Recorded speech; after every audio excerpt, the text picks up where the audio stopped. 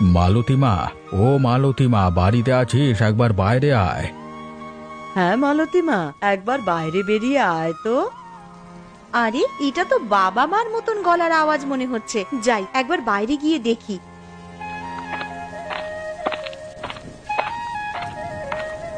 আরে তোমরা হঠাৎ করে আমাদের বাড়িতে চলে এলে, আবার এই ঝড় বৃষ্টির দিনে? হ্যাঁ রে মা, চলি এলাম এই বৃষ্টির দিনে। বাড়িতে বসে বসে আর ভালো লাগছিল না। তাছাড়া আবার সকাল থেকে বৃষ্টি পড়ছে। তোর মাকে বললাম যে মেয়ের বাড়ি থেকে ঘুরে আসবে, তোর মা একেবারেই রাজি হয়ে গেল, তাই চলে এলাম। সে তোমরা বেশ ভালোই কাজ করেছো আমাদের বাড়িতে চলে এসে। তা বলো, তোমরা কেমন আছো? শরীর টরীর ভালো আছে তো? কেমন আর থাকবো রে মা, ঠাকুরের অশেষ কৃপায় বেশ ভালো রকমই দিন কেটে যাচ্ছে। তা তোরা কেমন আছিস বল? আমরাও খুব ভালো আছি মা। আরে দাদুন দিদুন, তোমরা কেমন আছো? দিদি ভাই, খুব ভালো আছি। আর এই নাও, তোমার জন্য মিষ্টি নিয়ে এসেছি। আহ বাবা, তোমরা আবার এইসব আনতে গেলে কেন? জানো তো তোমার নাতনি কেমন মিষ্টি পেলে আর কিছু চায় না। আরে এত মিষ্টি খেলে শরীর খারাপ করবে তো। তা আনবো না? আমার 5টা নয়, 10টা নয়, একটা মাত্র নাতনি, তার জন্য তো এতটুকু করতেই পারি। আর কটা হাঁস এনেছি, আর এই থলের মধ্যে কিছু জিনিস আছে, ঘরে নিয়ে চলো। ও মা, তোমরা আবার হাঁস আনতে গেলে কেন গো? কেন রে, বিয়ের আগে তুই তো হাঁস পুষতে ভালোবাসতিস, তাই নিয়ে এলাম। ঠিক আছে ঠিক আছে, পরে কথা বলবো। তোমরা এখন ঘরে চলো, বাইরে প্রচন্ড বৃষ্টি পড়ছে।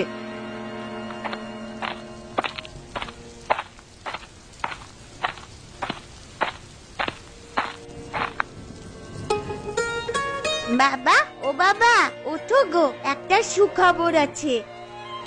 আবার কি হলো রে মা? আমাকে কি তোরা একটু শান্তিতে ঘুমাতে দিবি না? আরে একদিন একটু কাজে ছুটি নিলাম, তাও দেখছি আরামে ঘুমাতে পারবো না। তা বল, কি হয়েছে? বাবা জানো, আজ দাদু আর দিদুন আমাদের বাড়িতে এসেছে। হ্যাঁ, সে কি রে? তা কখন এলো? এই তো বাবা, তুমি যখন ঘুমিয়েছিলে তখনই দাদু আর দিদুন আমাদের বাড়িতে এসেছে। দাদু আর দিদুন ওই ঘরে বসে আছে। একে বৃষ্টির জন্য কাজে যেতে পারিনি, পকেটে সেরকম পয়সা নেই, আবার শ্বশুর শাশুড়ি চলে এলো, এখন দেখছি পকেটে যেটুকু টাকা ছিল সেই সমস্ত টাকাই ফাঁকা। বাবা তুমি ওই ঘরে যাবে? আমি চলে গেলাম, তুমি এসো। হ্যাঁ রে, চল মা।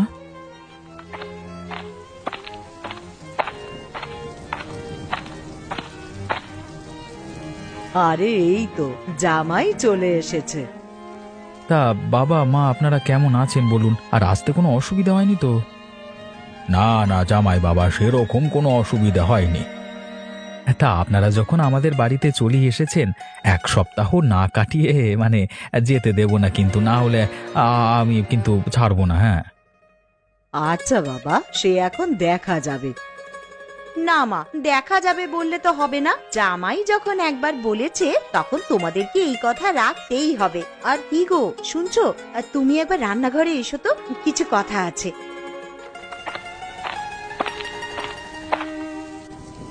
যাও, তোমার শ্বশুর শাশুড়ি এসেছে, তাদের জন্য দোকান থেকে কিছু বাজার করে নিয়ে এসো। বাড়িতে তো সেরকম ভালো মন্দ কিছুই নেই। আচ্ছা গিন্নি, তুমি তো জানো আমার পকেটের অবস্থা, 2 দিন ধরে কাজে যাইনি, এখন তুমি কি করে বলছো যে ভালো মন্দ বাজার করে নিয়ে আসতে? দেখো, আমি অত শত কিছু জানতে চাই না, তুমি ভালো মন্দ কিছু বাজার করে নিয়ে আসবে, ব্যাস। এখন যে আমি কি করি, হাতে 2টো পয়সা নেই যে ভালো মন্দ বাজার করব। কি গো, কি ভাবছো? আগের মাসে তোমার বোনেরা যখন এসেছিল তখন তো বেশ ভালো মন্দ বাজার করেছিলে, তখন তো আমি কিছু বলিনি। এখন আমার মা বাবা এসেছে আর ভালো মন্দ বাজার করবার মতন টাকা তোমার কাছে নেই। ঠিক আছে, তুমি বরং বাজারের ব্যাগটা আর ছাতাটা নিয়ে এসো, আমি বাজারের দিকে যাচ্ছি। এই নাও ছাতা আর ব্যাগ, তাড়াতাড়ি বাজারের দিকে যাও তো।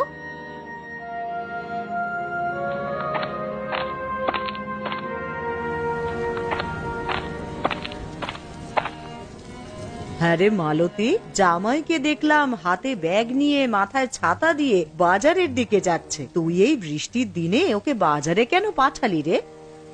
মা, আমি পাঠাইনি, তোমার জামাই বলল এতদিন পর আমার বাড়িতে শ্বশুর শাশুড়ি এসেছে আর কিছু ভালো মন্দ খাওয়াবো না, তাই তো হাতে ব্যাগ নিয়ে আর মাথায় ছাতা দিয়ে বাজারের দিকে গেল। আরে দূর থেকে কে ছাতা মাথায় দিয়ে আসছে এত বৃষ্টির মধ্যে? মনে হচ্ছে তো দীপক। আরে প্রশান্ত, তুই কোথায় গেছিলিস এত বৃষ্টির মধ্যে?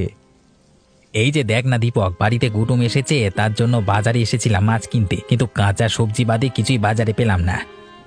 তুমি ঠিক বলছো প্রশান্ত। আরে আমার বাড়িতে তো শ্বশুর শাশুড়ি এসেছে, আমার বউ আমাকে পাঠালো কিছু ভালো মন্দ বাজার করবার জন্য। হ্যাঁ, তুমি বলছো কাঁচা সবজি বাদে আর কিছু নেই বাজারে? হ্যাঁ রে দীপক, আমি ঠিকই বলছি। আরে তোর পিসিমার বাড়ি আমাদের পাশেই তো, ওনার খুবই শরীর খারাপ, তুই একবার গিয়ে দেখে আয়, বুঝলি? হ্যাঁ রে প্রশান্ত, আমিও শুনেছি পিসিমার শরীরটা খারাপ।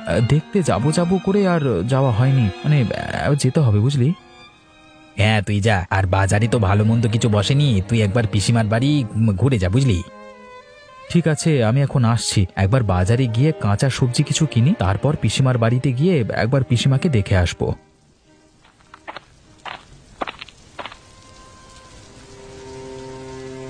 লোকটা কোথায় যে গেল? এত বেলা হয়ে গেল, ঘরেতে সেরকম কিছু ভালো মন্দ নেই যে রান্না করব। কি রে মা, কি এত চিন্তা করছিস? না মা, সেরকম কিছু নয়, আসলে বেলা হয়ে গেল তো, আর তোমার জামাইও তো সেই কখন বাজারে গেছে, এখনো বাড়িতে ফিরলো না, কি যে রান্না করব সেটাই ভাবছি।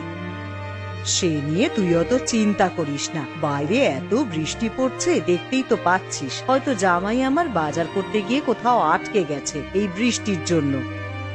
মা, তোমার জামাইকে আমি ভালো করেই জানি, দেখো গিয়ে হয়তো চায়ের দোকানে বসে বন্ধুদের সাথে আড্ডা দিচ্ছে। তাহলে মা, আজকে কি রান্না করব? বাড়িতে যা আছে তাই দিয়ে কিছু কর না একটা। বাড়িতে চাল ডাল আর আলু ছাড়া আর তো সেরকম কিছুই নেই। একটু ঝাল মশলা থাকলে, তুমি যে কটা হাঁস এনেছিলে তার মধ্যে থেকে একটা হাঁস রান্না করে খেতাম, কিন্তু সে সমস্ত মশলাই তো নেই। এসব কথা ছাড় মা, তুই এখন যা আছে ওইগুলো দিয়েই দুপুরের জন্য কিছু একটা রান্না কর। আচ্ছা মা, ঠিক আছে, তুমি বরং বসার ঘরে গিয়ে একটু বিশ্রাম নাও, আমার রান্না হয়ে গেলেই তোমাদেরকে ডাকবো খাওয়ার জন্যে।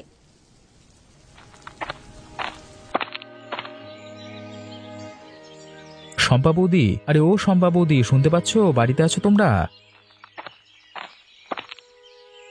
কে? আরে দীপক নাকি? এসো এসো, ঘরে এসো। শুনলাম নাকি পিসিমার শরীরটা খুবই খারাপ। হ্যাঁ গো দীপক, পিসিমার খুবই শরীর খারাপ। তা পিসিমা কোথায়, দেখতে পাচ্ছি না যে? ওই তো পাশের ঘরে শুয়ে আছে, আসো পিসিমাকে একবার দেখবে এসো।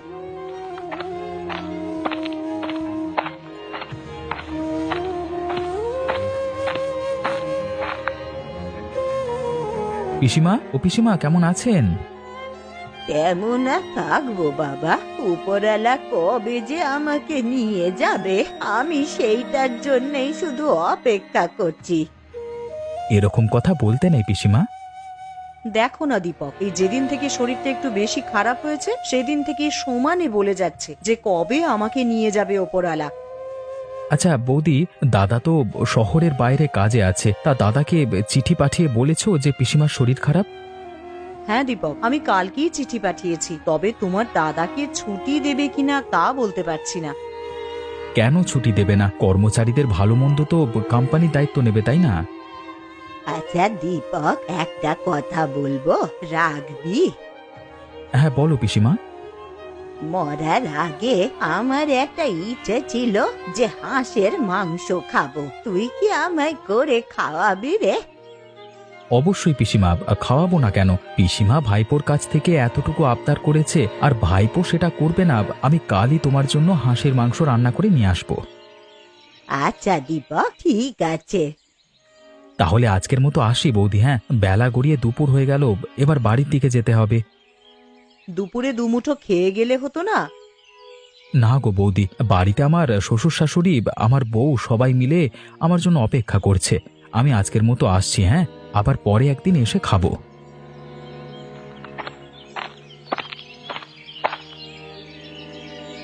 কই গো গিন্নি, আমি চলে এসেছি। এই নাও বাজারের ব্যাগটা নাও। এই যে মহারাজের আসার সময় হলো এতক্ষণে। তা বলি, বাড়িতে কি রান্না হবে সে বিষয়ে আপনার কিছু হুঁশ ছিল? আরে গিন্নি, রাগ করছো কেন? আমি একবার পিসিমার বাড়িতে গেছিলাম। তা পিসিমার বাড়িতে হঠাৎ গেলে কেন? কি বলবো আর গিন্নি, বাজার করবার জন্য যখন ব্যাগ নিয়ে বাজারের দিকে যাচ্ছিলাম তখন প্রশান্তর সঙ্গে দেখা হলো।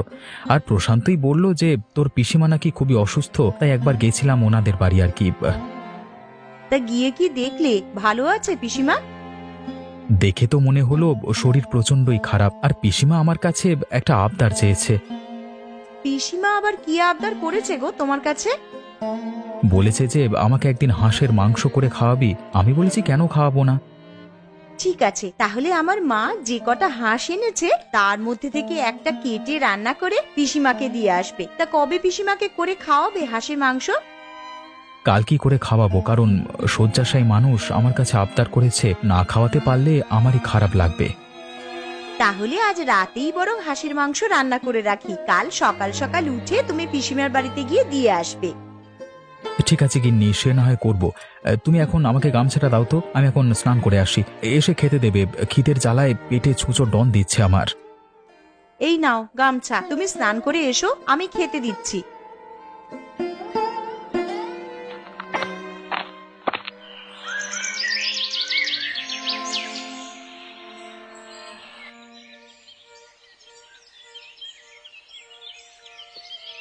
গিন্নি, তোমার মা আর বাবার খাওয়া হয়ে গেছে তো?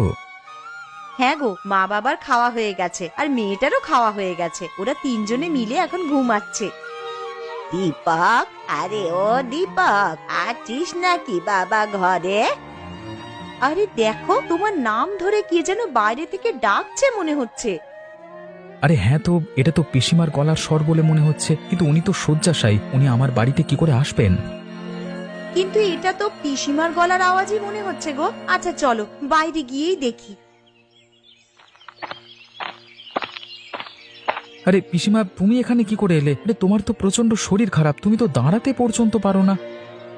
আরে আমি পুরো সুস্থ হয়ে গেছি রে।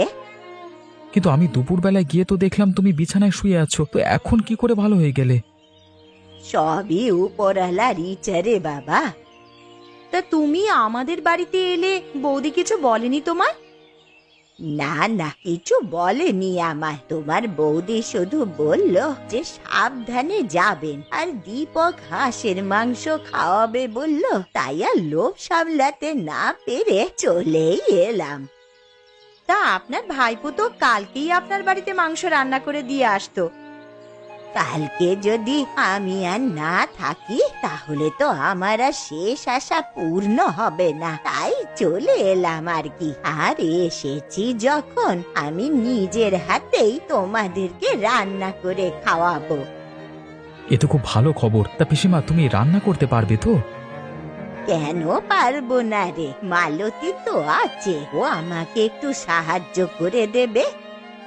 চলুন পিসিমা, তাহলে রান্নাঘরের দিকে যাই। আপনি আর আমি মিলে হাতে হাত লাগিয়ে হাঁসের মাংসটা করে নিই বরং।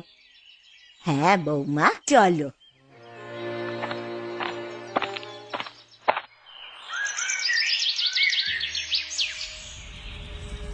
তাহলে হাঁসের মাংস তো রান্না হচ্ছেই, তা তার সাথে খাওয়ার জন্য কি করা হবে বৌমা?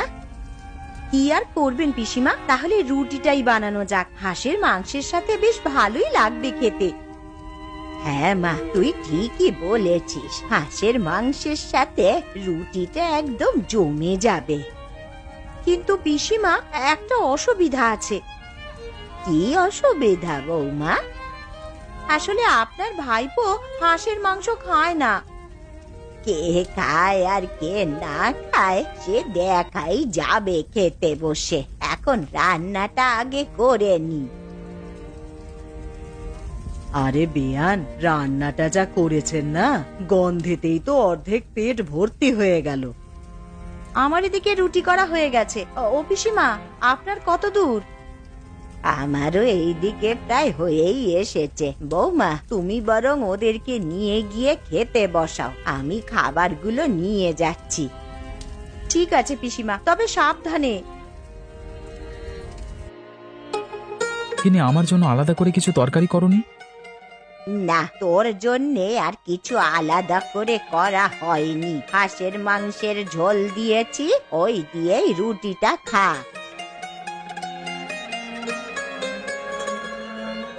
এ কি পিসিমা, এ তো দেখছি হাঁসের মাংসের প্রচুর স্বাদ। আমি আগে জানলে এই মাংস ছাড়া আর কিছুই খেতাম না। সত্যি পিসিমা, তোমার হাতে জাদু আছে বলতে হবে। বলেছিলাম না বৌমা, কে খায় আর খায় না সেটা তুমি দেখে নেবে। সত্যি পিসিমা, আপনার হাতে জাদু আছে। যে কিনা হাঁসের মাংস ছুঁয়েই দেখতো না, তার কিনা এখন হাঁসের মাংস ছাড়া আর কিছুই খেতে ভালো লাগছে না। তাহলে পিসিমা, এখন তো রাত হয়ে গেছে, আর এখন বাড়িও যেতে পারবে না, কালকে সকালেই যেও। ঠিক আছে বাছা, আজ তোদের বাড়িতে থেকে কাল সকাল সকাল আমি বাড়ি চলে যাব।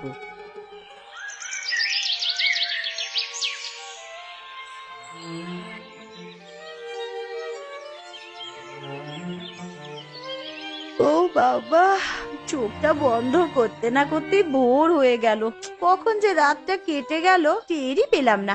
যাই, এবার এঁটো বাসনগুলো আবার মেজে রাখি। আবার ওদিকে পিসিমাও আছেন, তার জন্য একটু জল খাবারও করে দিতে হবে। তানিশা, ও তানিশা, তোর পিসিকে ডেকে তোল না রে। মা, ও মা, পিসি তো আমার কাছে শুয়ে নেই। কি বলছিস? বিছানায় নেই মানে? আরে তোর পাশেই তো শুয়েছিলেন। আরে বাইরে গিয়ে দেখ আছে নাকি। বাইরে কি করে যাব মা? ঘরের দরজা তো ভেতর থেকে আটকানো। তাহলে তানিশা, তুই একবার বাইরে গিয়ে দেখে আয় তো পিসি আছেন কিনা।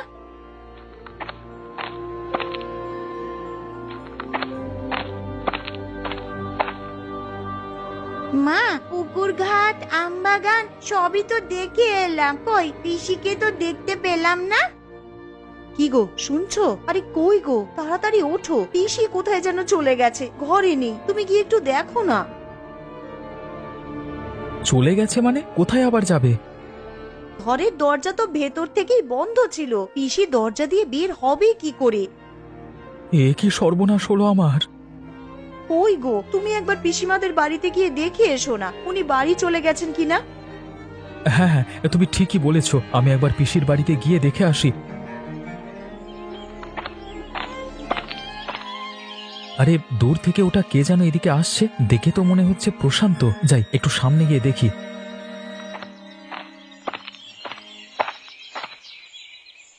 আরে প্রশান্ত, তুই এখানে কি করছিস? আর এত ছোটাছুটি করে কোথায় যাচ্ছিস? এই তো দীপক, তোদের বাড়িতেই যাচ্ছিলাম ছোটাছুটি করে। কেন রে প্রশান্ত, কি হয়েছে? আমাদের বাড়িতে আবার ছোটাছুটি করে যাবার কি আছে? আর তুই এত হাঁপাচ্ছিস কেন? দেখ না দীপক, কালকে বিকেলে তোর পিসিমা মারা গেছে। এ কি বলছিস তুই প্রশান্ত? এমনটা হতেই পারে না। এমনটাই হয়েছে দীপক, তোর যদি বিশ্বাস না হয় তুই একবার পিসিমার বাড়িতে গিয়ে দেখ না। ঠিক আছে প্রশান্ত, আমার এখন তাড়া আছে, তাহলে তুই যা, গিয়ে আমার বাড়িতে খবর দে, আমি পিসিমার বাড়িতে যাচ্ছি। ঠিক আছে দীপক, তুই যা, আমি তোর বাড়ির দিকে যাচ্ছি।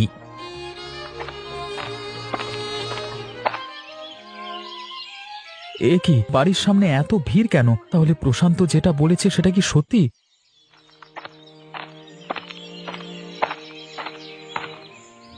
বৌদি, ও বৌদি, পিসিমার এমন অবস্থা হলো কি করে? দেখো না দীপক, কাল সন্ধ্যায় তোমার পিসিমা মারা যান। তোমাকে যে একটিবার সংবাদ দিব, বাড়িতে তো কেউই নেই, কাকে পাঠাবো বলো তোমার কাছে? কালকে সন্ধে মারা গেছে বৌদি, তুমি ঠিক বলছো তো? হ্যাঁ গো দীপক, সন্ধেবেলায় মা চোখ বুঝলেন, দুপুর বেলা একটু সুস্থ হয়েছিলেন বটে। উঠে বসলেন আর বললেন তোমাদেরকে নিজের হাতে হাঁসের মাংস রান্না করে খাওয়াবে। কে জানতো বলো, জীবনবাতি নিভে যাওয়ার আগে একবার জ্বলে উঠেছিল। আর আজকে সকাল হতেই তোমার বন্ধু প্রশান্তকে বললাম যে একবার দীপকদের বাড়িতে গিয়ে খবর দিয়ে এসো। যদি সন্ধেবেলাতেই পিসিমা মারা যায়, তাহলে কালকে আমাদের বাড়িতে পিসি হাঁসের মাংস খেতে যায়নি, তাহলে কে গিয়েছিল? হয়তো পিসিমার আত্মা তার শেষ আশাটা পূরণ করতে গিয়েছিল।